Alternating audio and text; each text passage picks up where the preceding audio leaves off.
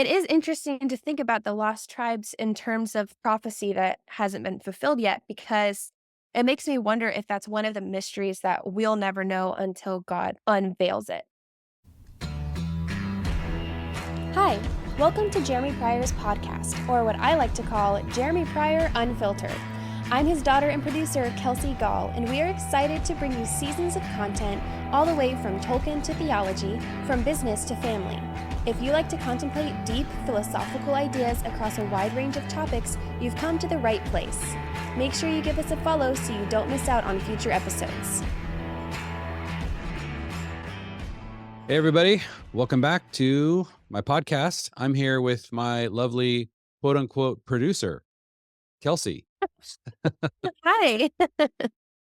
Yes. So Kelsey was my producer. And of course, her lovely voice is so wonderful to have in the podcast that even though she has moved on to so many bigger and better things, we continue to use her intro because it's awesome and her outro. So thanks, I Kelsey. saw all the credit. That's right. So you are on to bigger and better things, Kelsey. What are you up to these days?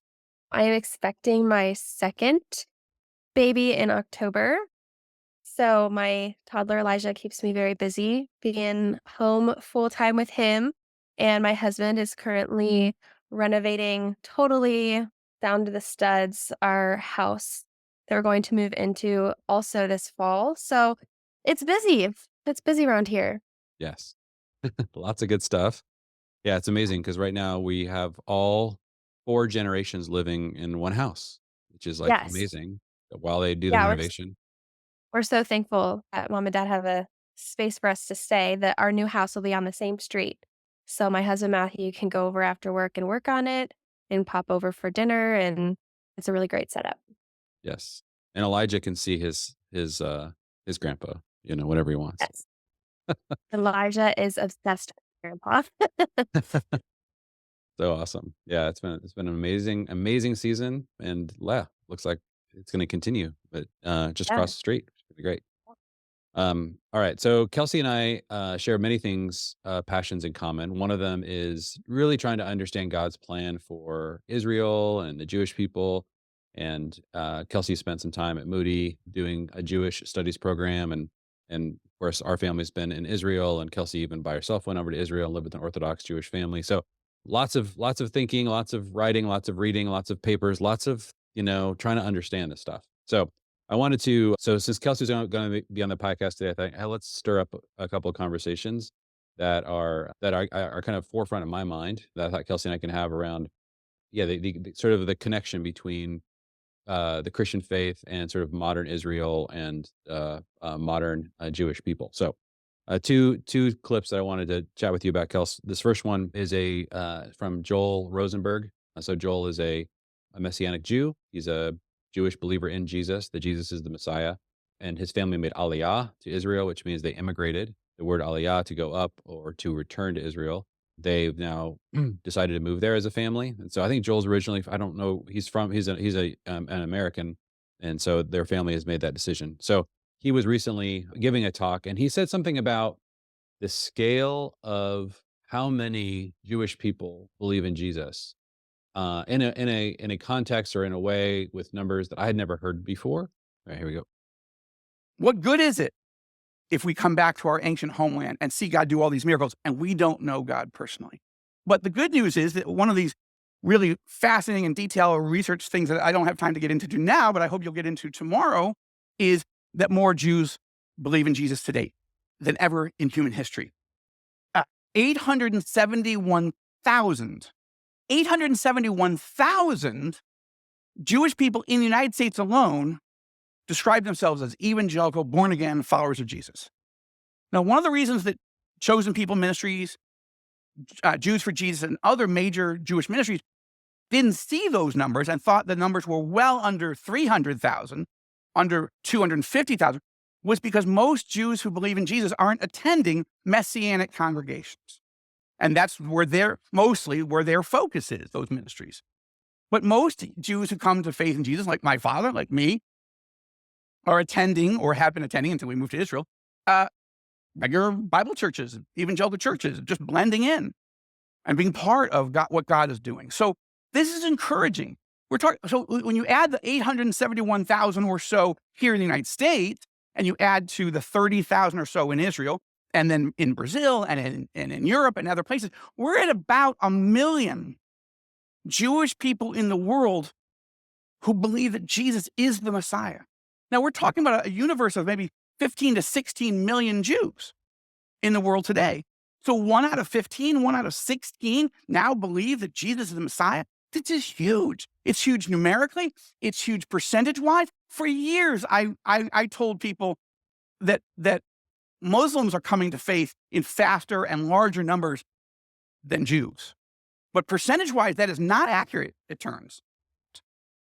God is moving. The veil is coming off. The scales are coming off. The curtain is rising. As we get closer to the tribulation, to the second coming, more and more Jews are coming to faith in Jesus. All right.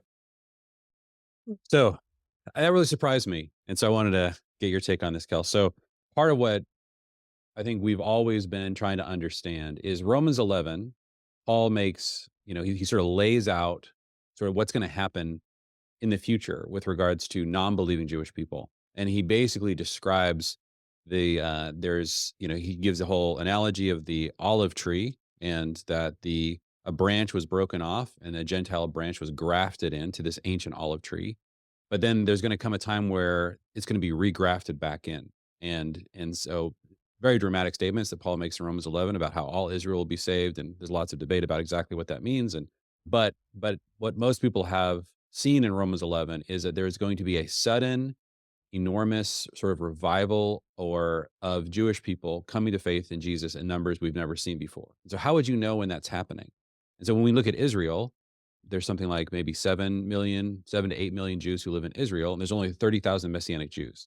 Now, percentage-wise, there was only, 24, maybe a couple dozen Messianic Jewish believers in Jesus when Israel was founded in 1948.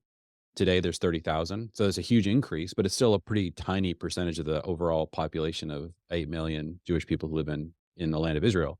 However, of the 15 million Jewish people who live worldwide, or what Joel Rosenberg is saying in his estimation, 800 plus thousand Messianic Jewish believers within the United States, and then probably worldwide, 1 million people who are ethnic Jews who believe that Jesus is the Messiah.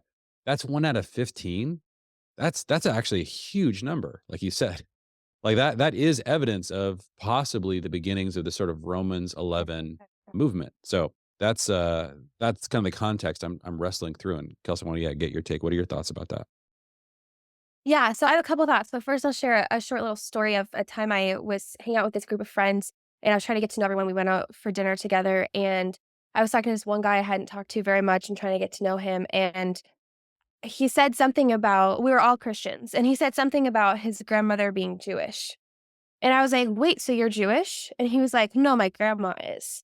And I was like, so that makes you Jewish? And he was like, I guess so. And I said, so you're a Messianic Jew? And he was like, what? I said, you're a Jew who believes in Jesus. And he was really weird about the whole thing. And I was excited. I was like, this is a big deal. You're a Messianic Jew. And he was like, did not understand what I was saying. And I remember at that time being so confused. Like, he literally knows his grandma is Jewish, and he does not identify with that at all. And so I feel like there's two questions that I've actually recently been wrestling with. Is one of them is like, how do you know if you even are Jewish? Like, do you have like the heritage? Like, have you kept track of your ancestry in that way? And then the second is there are like lost tribes, like actual lost tribes. So how many of those do we not know about? And like, so if you're Jewish, if you know that you're Jewish, does that mean you're from, the tribe of Levi or Judah, I think are the two that we like know. And then does that just mean that there's potentially like thousands and millions of people who are Jewish that we don't even know? So that's a question I've recently been wrestling with. I don't know that would be the case with what he's talking about, because obviously he is able to like statistically quantify people that are Jewish. So I don't know, exactly how he's doing that, but that's just a question I've been wondering is how many Yeah. people, when we talk about prophecies like that, how many people are actually Jewish that we don't even know about today? Yeah. So like they're just gonna come out of the woodwork or something. I don't know. I know. Yeah. That's Oh, a yeah. that's Have you ever considered starting a family business so you can spend more time working as a family team? We've started a year-long coaching program called Family Inc., where you get weekly coaching with Jeremy, access to our video training for launching family businesses, and lots of ideas for businesses to start that are working for other family teams. Head over to familyteams.com and click Family Inc. to learn more, or to set up a strategy call with Jeremy to see if this might be a good fit for you. yeah. That's one thought. And then another thought is he was saying that these other like Jewish mission organizations like Chosen People and stuff quantify a Messianic Jew as someone who like or qualify as someone who attends a Messianic congregation. Yeah. So I feel like there's a lack of understanding around a Messianic Jew and a Christian, kind of like what this friend was saying. Like, I think either people aren't identifying with their Jewish ancestors, and so if they're a believer in Jesus, they're just a Christian, or people think like that in order to become a Christian, they have to leave behind their Jewish roots if they do identify with that. And so I wonder how many of these Messianic Jews that he's talking about, like, felt like, "Oh, I was Jewish and now I'm Christian." And Right. so they don't show up in those statistics. And so they're kind of like a surprise Jew, like, "Oh, I'm a Jew, but I believe in Jesus." And they don't know how to, like, reconcile that because it's like Judaism is a different religion than Christianity, right? So I left that behind, or I don't identify with that, or that was my grandma, grandpa, that's not me, or something like that. So, I feel like that might be where the discrepancy is. Yes. I've run into a lot of people that, like most people that I have talked to that don't have a great understanding of Israel don't know what it means to be Messianic or that you can, like, believe in Jesus and be Jewish. It's like it's yes, it's a religion, but it's also an ethnicity. So that's just saying, like, I'm a Black Christian, I'm an Asian Christian, like, I'm a Jewish Christian, but there's just a special word for it. But what's unique about the Jews is that if they come to believe in Jesus, that actually gets to be the fulfillment of their faith, which is the exciting part that I was excited about my friend, and he wasn't also excited. That's like I'm like, you believe, like, your faith, like, the roots of your faith has been fulfilled, like, you see this, like, continuation of the story. It's not like, "Oh, I left that behind." And so when people can't connect those dots, it's just sad because the picture could be so much more beautiful than, like, what they realize or see. Yeah. And yeah, it is so exciting to see that when all of that comes together. And for somebody to say, yeah, I'm a Christian and have this Jewish heritage and not identify in any special way with the fact that you are both sides of the Romans 11 equation. You are the grafted in, or you're enjoying the, the, uh, the sustenance from the root, and your ancestry is in the root itself.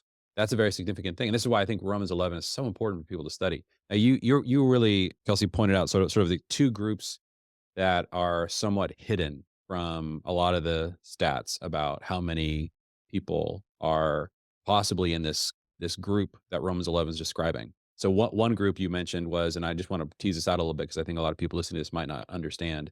So in the history of Israel, there were 12 tribes, and there was a time period in which there were two kingdoms, 10 northern tribes, like all these other tribes, like Ephraim, Manasseh, Zebulun, Issachar, Reuben, Dan, all the other tribes of Israel. They were in the north, and they separated from the tribe of Judah in the south, and the Levites were dispersed between all the tribes. So there's a lot of Levites also interspersed, I should say, within Judah, but they are also interspersed with all of the northern tribes as well.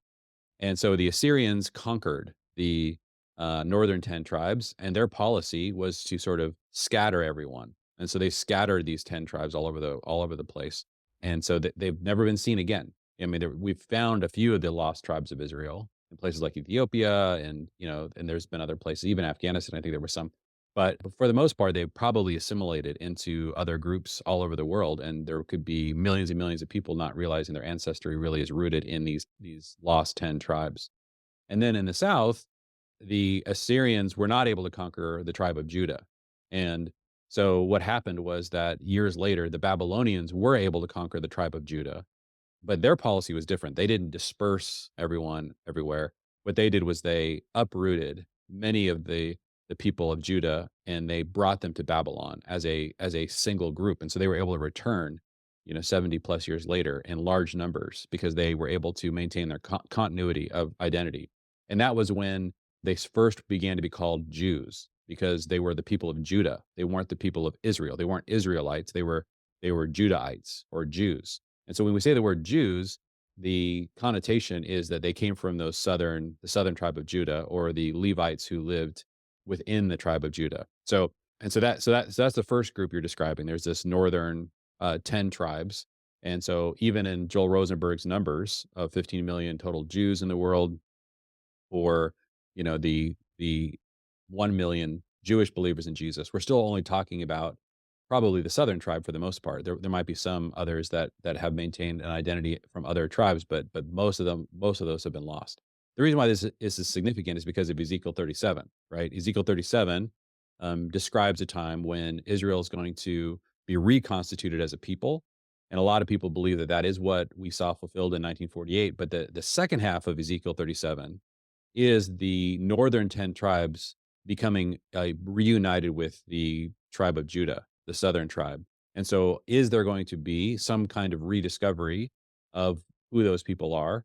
And so nobody knows. Like, what does that mean? Is it going to be through some kind of DNA? Like, we're going to suddenly realize who these people are. So that's one group of hidden people that appear from biblical prophecy to come back to the land. I don't know that that prophecy was ever fulfilled. Right? We never saw those 10 tribes come back. So for people who think that Ezekiel 37 is ancient history, it's really difficult to interpret it that way because it appears that it's in our future and it's coming. If you believe that the first half of Ezekiel 37 was the Valley of the Dry Bones, was really a prophecy of Israel coming, the Jews sort of coming back into their land, then what you'd be looking for is some kind of movement to rediscover those lost 10 tribes and who belongs to them. That's one group of people. And then you have the second group of people you described, which are these people who, that the really difficult part of understanding sort of the essence of who is a Jew. And there's an endless amount of conversation, debate about that within Israel and amongst Jews about how to describe that. But the nation of Israel made a decision that however you want to define who a Jew is, if a person has a grandparent who is Jewish, they are given the right of return because in Hitler's Germany, all it took was one grandparent being Jewish to have been considered a Jew by the Nazis and therefore subjected to all of the horrors of the Holocaust. And so, if the modern state of Israel and if the point of Zionism, the reconstitution of a nation for the Jewish people, if that exists in order to defend Jewish people from anti Semitism, then it makes sense for them to define somebody who could come into the land of Israel as a Jew, somebody who just has a grandparent who's Jewish. Now, within Orthodox Judaism, your mother has to be considered Jewish in order for you to be considered officially a Jew. But I think from biblical prophecies perspective or from Romans 11's perspective, I don't think that necessarily is the right way to see it. I think that the group is much larger, to your point, right? So you have these various hidden examples of, okay, what is going to happen in historically in our day, like in our future, prophetically, I should say, that is going to bring about this. And you see this happening, right? You see what happens oftentimes is the more anti-Semitism emerges in a society, the more clarity there is around who's a Jew and who's not. That the less easy it is for people with Jewish heritage to try to somehow deny that that exists. And this is one of the sort of elements of anti-Semitism that is kind of counterintuitive, and that is the more anti-Semitism, the more clarity, the more Jewish people tend to have to identify with their Jewishness, whether they want to or not. And this is one of the reasons why Jewish people have been able to persevere for 2,000 years outside of their homeland is that there have been so many anti-Semitic movements that constantly cause Jewish people who are trying to assimilate into different cultures to sort of collapse back into their Jewish identity, even when they were trying to escape it. They can't escape it. Anti-Semitism sort of forces this. Semitism is a terrible evil, but this is one of the unusual elements of anti-Semitism is it creates deeper and deeper and deeper Jewish identity. So Yeah, I don't know what that stirs up for you, but just wanted to like give people that context because I'm really fascinated by trying to understand what is Joel saying and how to think about the body of Jewish people, of Jewry in the world today. Yeah. Well, anti-Semitism is interesting when it comes to it being like a kind of a classification of racism because it is unique in that way. I do believe in my studies of Jewish history that even though it's absolutely horrific and unexcusable and difficult to even like read about things that happen because it's just so sad and terrible. Not even like even before the Holocaust, like just the thousands of years of persecution they endured before that. The one thing that you can say might be the silver lining of that type of existence is not only like the type of I mean, it's kind of a cliche, but like the type of personality it's given Jews as like a culture of like, we've been through hard things. We're going to like we can make it through this and we need to band together, thus the nation of Israel. But also as like I have no choice but to identify with and embrace my Jewish heritage because it gives you this community of people who are going through the same thing throughout all of history, not just like at that moment in time, but like this is the one thing that we all have in common. And I actually think that the way that it's definitely been used by God in that way. But my it is interesting to think about the lost tribes in terms of like prophecy that hasn't been fulfilled yet because it makes me wonder if that's one of the mysteries that we'll never know until God, like, unveils it. Like, there might not be a DNA test that comes out and all of a sudden these millions of people discover that they're Jewish. Like, I don't know, maybe that is how he's gonna do it, but it might just be like, I have no idea how, but some type of unveiling in, like, the latter days where it's like, I'm calling you, you're my people, and they just have to, like, believe, like, "Oh, I am part of this family that I didn't even know about." So, yeah, I think that's interesting about uh, what makes Judah different is that they did endure enough discrimination to maintain their identity, whereas the lost tribe, it seems like, didn't experience that, and so they were better able to assimilate into different cultures, which does make you wonder how many people have this extremely diluted, like, Jewish DNA that they don't even know about, that might not even be classified today as Jewish because it's so, like, diluted through, like, hundreds of years of, marrying other cultures and everything. Right. But what is God gonna see as Right. Jewish when he's, like, calling and identifying people? Yes. Like, what is he looking at? Is he just like, "Hey, you're a descendant of Reuben, so, however distanced, that still makes you part of Israel." Yeah. And Or it's well, I think one of the things that's interesting too about, our theology, and people might ask, like, why does this even matter, given the cross? Galatians 3 makes clear that we are all children of Abraham, right? We're adopted into that family. And even what Paul is saying in Romans 11 is we have been grafted in. We are one people. And in Ephesians 2 is the whole description is that he has made the two one.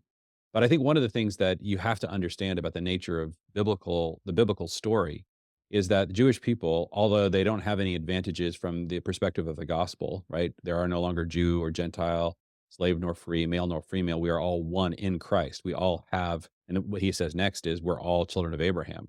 The Jewish people, they have they're a very particular character in the nature of the story that glorifies God. So, and part of what's happening in Romans 11 is that God what happens at the very end of Romans 11 is so important, which is that Paul breaks out into this, just one of I think it's maybe the most beautiful hymn that sort of spontaneously comes when he realizes the wisdom of God in figuring out how to bring this entire story of human history to its ultimate fulfillment. And part of that final element that just blows Paul's brain at the end of Romans 11 is how God's going to accomplish the bringing of this character of the Jewish people. And he's talking about, he says multiple times, I'm talking about Israelites according to the flesh. These are non-believing people who are ethnically related to Abraham. This is not about believing Jews. He's very specific about who these Israelites he's describing, and they're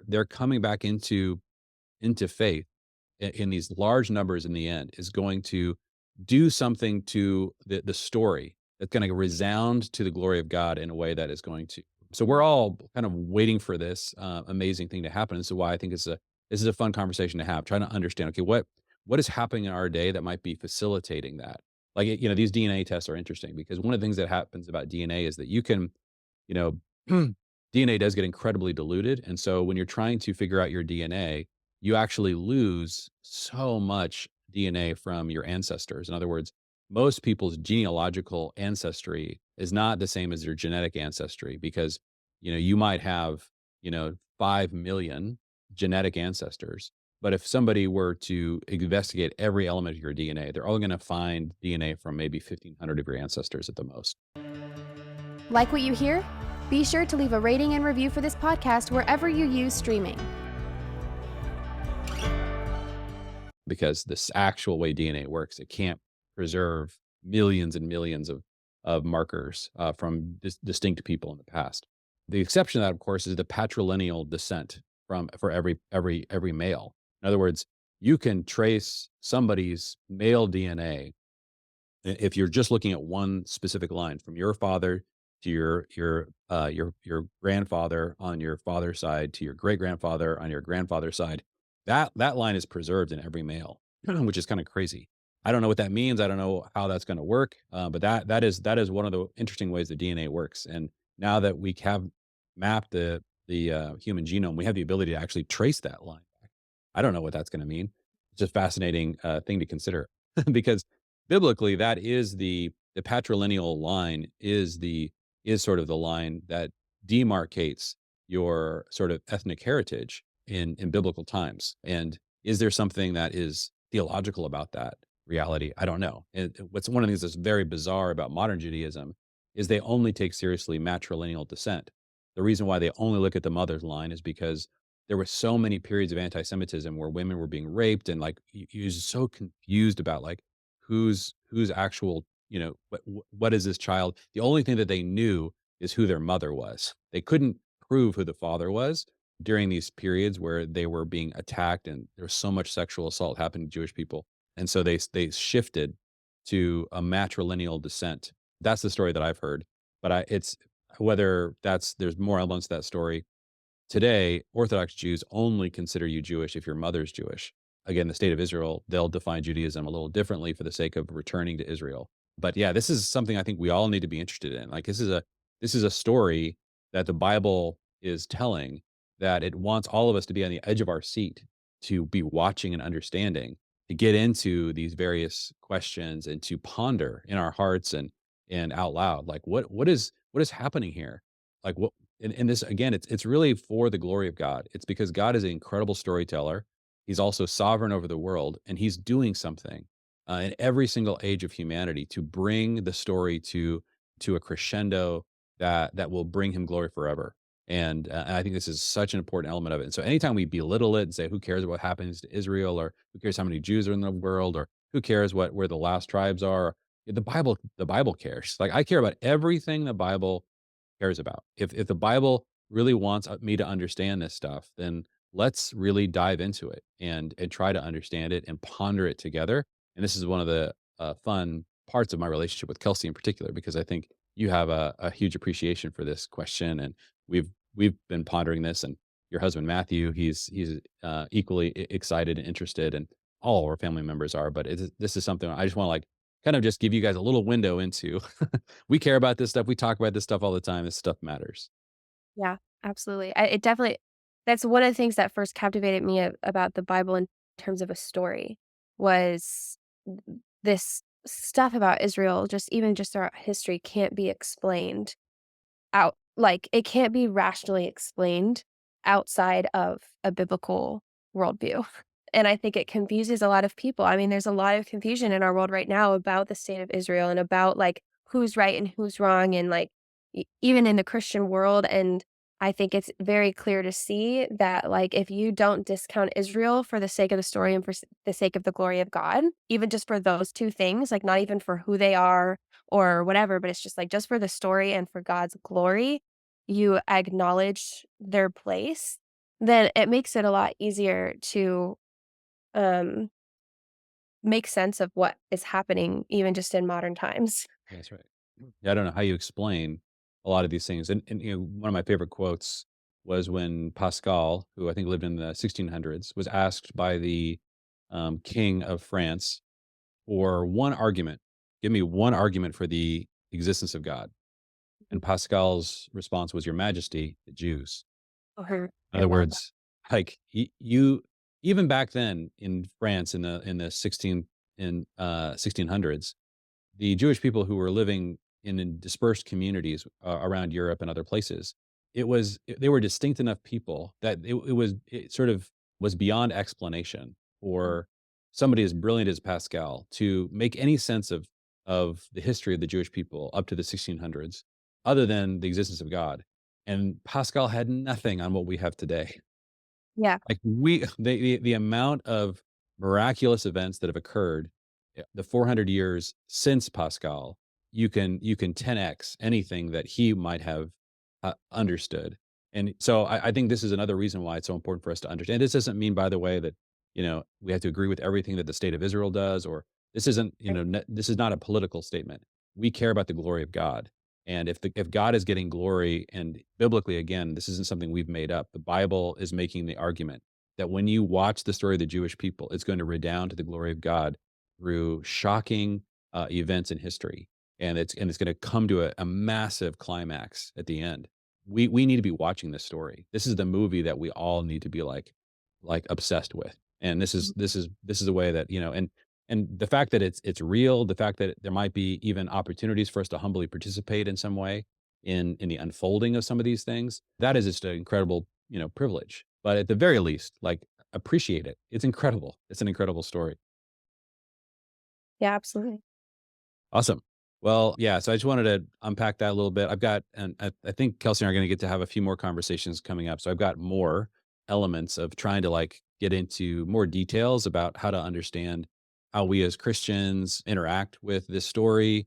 And there's a lot of questions people have around, how this works. Everything from like festivals to cultural appropriation to just relationships that you're developing with people who are Jewish people. The amazing reality of the two becoming one. So I'll be having Kelsey back on the podcast soon, God Awesome. willing, and we'll be covering some more of this topic, because on my podcast we get to talk about what I care about. That's the beauty here. And so I love this topic, and we're gonna hit it on occasion, and I'm excited to dive in more deep. So thanks, Kelsey, for being on this with me today. Awesome. Yeah, absolutely. Thank you for listening to Jeremy Pryor's podcast. Make sure you hit that follow button so you don't miss out on any future content. Follow Jeremy on Twitter and Instagram, as well as his Substack blog, all linked in the description. See you next time.